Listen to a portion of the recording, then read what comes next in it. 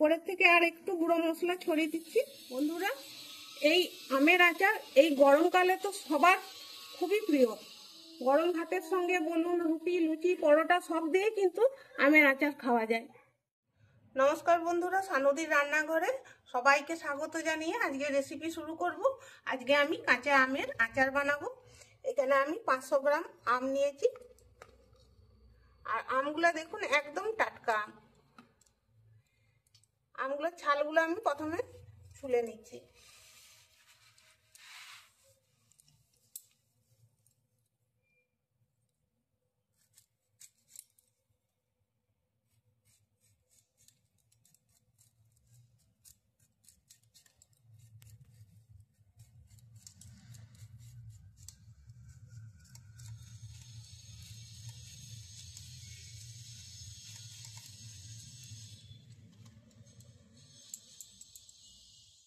বন্ধুরা, এখানে আমি 3টে আম দিয়েই বানাবো। 3টে আম ছুলে নিয়েছি। এবার আমি আমটা কেটে নিচ্ছি।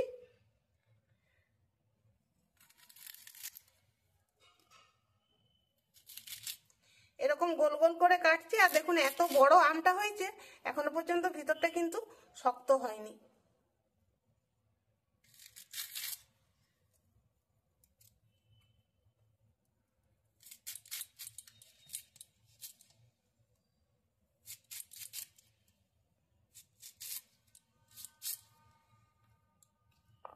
আগে কেটে নিই, তারপরে বীজগুলো ছাড়িয়ে দেবো। আমগুলো কেটে নিয়েছি, এরপরে বীজগুলো বের করে নিচ্ছি।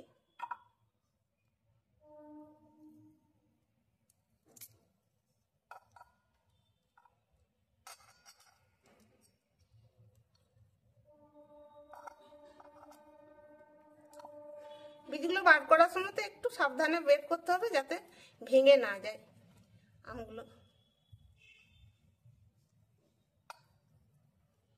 এবার আমি এখানে একটা কাঁটা চামচ নিয়েছি, আর আমটাতে এইভাবে আমি একটু ঢুকে দিচ্ছি।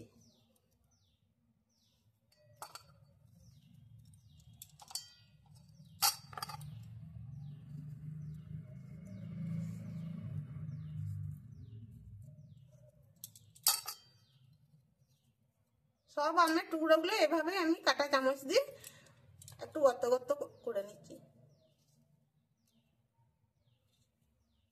এই দেখুন বন্ধুরা, প্রত্যেকটা আমের টুকরো এভাবে আমি কাঁটা চামচ দিয়ে গর্ত গর্ত করে নিয়েছি। এবার এই বাটিতে আমি জল দিচ্ছি। আর এখানে আমি চুন নিয়েছি, যে চুন পানে দিয়ে খাই সেই চুন নিয়েছি। দিচ্ছি।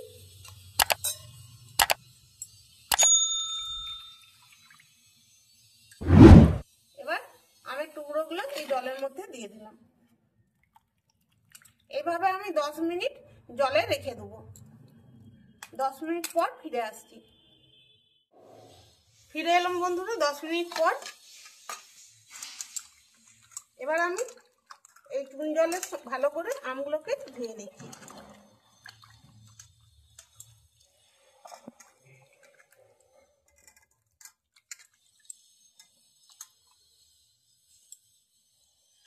আরো একবার জল দিয়ে ধুয়ে নিচ্ছি।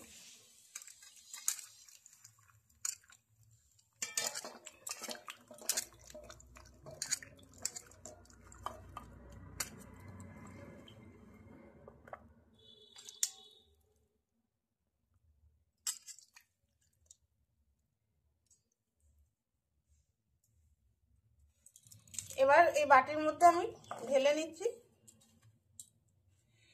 এখানে মোটামুটি 350 গ্রাম আম আছে। মোট আম ছিল আমার 500 গ্রাম। একটা আম আমি রেখেছি, 3টে আম দিয়েই বানাচ্ছি, সেই জন্য এখানে আমি 100 গ্রাম চিনি নিচ্ছি।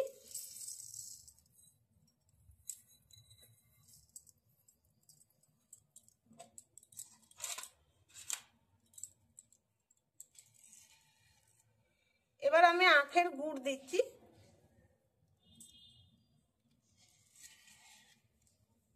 পঞ্চাশ গ্রামের মতো আখের গুড় দিলাম। চিনি আর গুড় মিলে 150 গ্রাম হলো।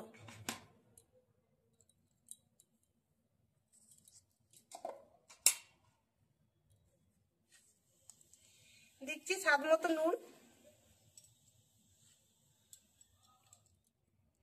হলুদের গুঁড়ো দিচ্ছি পরিমাণ মতো। এবার সব উপকরণগুলো ভালো করে আমি মাখিয়ে নিচ্ছি।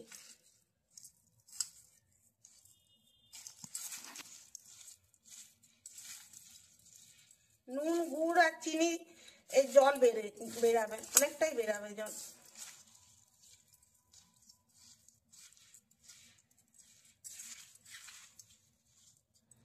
এখানে দেখুন আমি জল নিয়েছি, হাফ বাটি নিয়েছি, এটা 50 গ্রামের মতো জল হবে।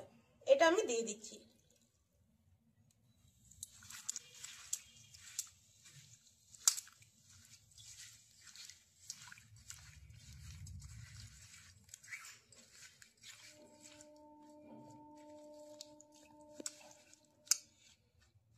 এবার আমি এইরকম ভাবে ভিজিয়ে আর আধ ঘন্টার মতো রেখে দিচ্ছি।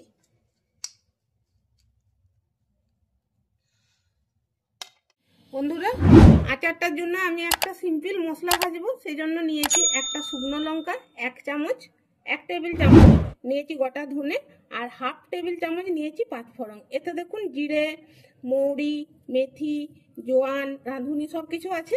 এগুলোকে আমি ভেজে নিচ্ছি। হালকা আছে, এগুলোকে ভেজে নিচ্ছি। আঁচটা বাড়ানো চলবে না, তাহলে কি হবে, পুড়ে যাবে। আর পুড়ে গেলে কিন্তু মশলার সেন্টটা নষ্ট হয়ে যাবে। মশলাটা ভাজা হয়ে গেছে, এবার নামিয়ে নিচ্ছি। আর এই মশলাটা ঠান্ডা হয়ে গেলে গুঁড়ো করে নেবো শিলনোড়াতে। এবার বন্ধুরা, এটা আধ ঘন্টা হয়ে গেছে রাখা। এবার আমি আমের আচারটা তৈরি করব। আজকে আমি তেল ছাড়াই কিন্তু এই আমের আচারটা বানাবো। এখানে আমি কড়াইটা গরম হতে দিয়ে দিয়েছি। এবার আমি এটা ঢেলে দিচ্ছি। আর যা জল দিয়েছিল ডবল জল হয়ে গেছে, কারণ নুন টুন দিয়ে, নুন চিনি গুড় দিয়ে তো মেখে রেখেছিলাম, ওর থেকেও একটু জল বেরোয়।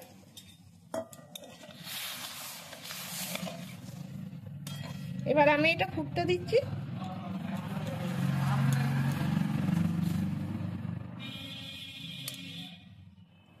এরকম বন্ধুরা ফুটে উঠেছে।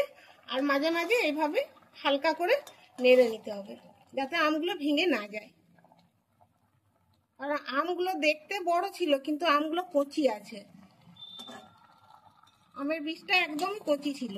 একটু যদি বীজটা শক্ত হতো তাহলে কিন্তু ভয়টা থাকতো না। তো বন্ধুরা, আপনারা যখন আম দিবেন না, একটু শক্ত দেখে নিবেন, তাতে ভেঙে যাওয়ার ভয়টা থাকবে না। আরো কিছুক্ষণ হোক, তারপর আবার আপনাদেরকে দেখাচ্ছি। এরকম বন্ধুরা, আম থেকে যে জলটা বেরিয়েছিল অর্ধেকটা শুকিয়ে গেছে। আর এভাবে আমগুলোকে উল্টে নিতে হবে। আমগুলো কিন্তু সিদ্ধ হয়ে গেছে, এই দেখুন।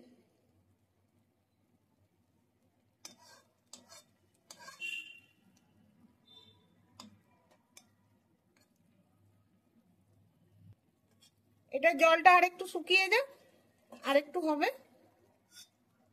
বন্ধুরা, আজকের এই আমের রেসিপিটি আশা করব আপনাদের ভালো লাগবে। ভালো লাগলে লাইক, শেয়ার, কমেন্ট করবেন। আর আমাদের চ্যানেলটিকে সাবস্ক্রাইব করে আমাদের পাশে থাকবেন। যেভাবে আমি বানাচ্ছি, একবার বাড়িতে আপনারাও এইভাবে বানিয়ে দেখবেন। আমের আচার অনেক রকম ভাবেই বানানো যায়, তো এটা একদমই নতুন। এভাবে একবার হলেও বাড়িতে বানিয়ে আপনারা দেখবেন।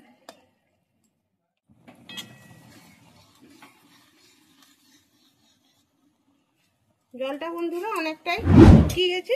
এবার আমি দিয়ে দিচ্ছি ভেজে রাখা মশলা গুঁড়ো।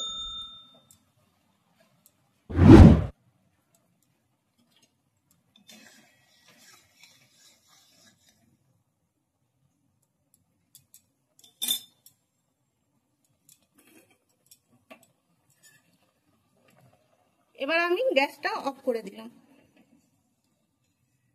একটা প্লেটের মধ্যে আমি ঢেলে নিচ্ছি।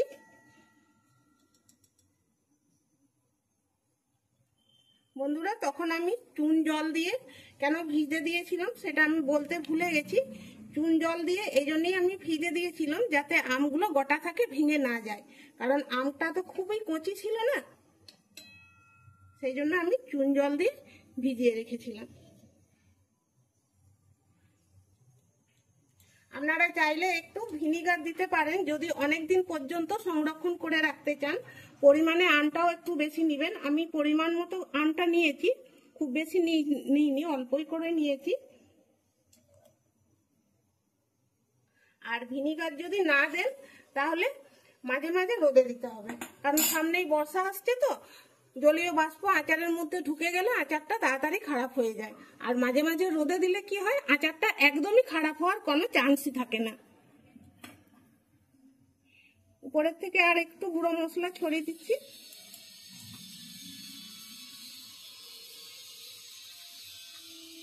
বন্ধুরা, এই আমের আচার এই গরমকালে তো সবার খুবই প্রিয়। গরম ভাতের সঙ্গে বলুন, রুটি, লুচি, পরোটা সব দিয়ে কিন্তু আমের আচার খাওয়া যায়। আশা করবো আজকের এই রেসিপিটি আপনাদের সবারই খুব ভালো লেগেছে। প্লিজ ভালো লাগলে লাইক, শেয়ার, কমেন্ট করবেন, চ্যানেলটিকে সাবস্ক্রাইব করে পাশে থাকবেন। তাহলে বন্ধুরা, ভিডিওটি এখানেই শেষ করছি। দেখা হবে পরের ভিডিওতে। সকলেই ভালো থাকবেন, সুস্থ থাকবেন। ধন্যবাদ।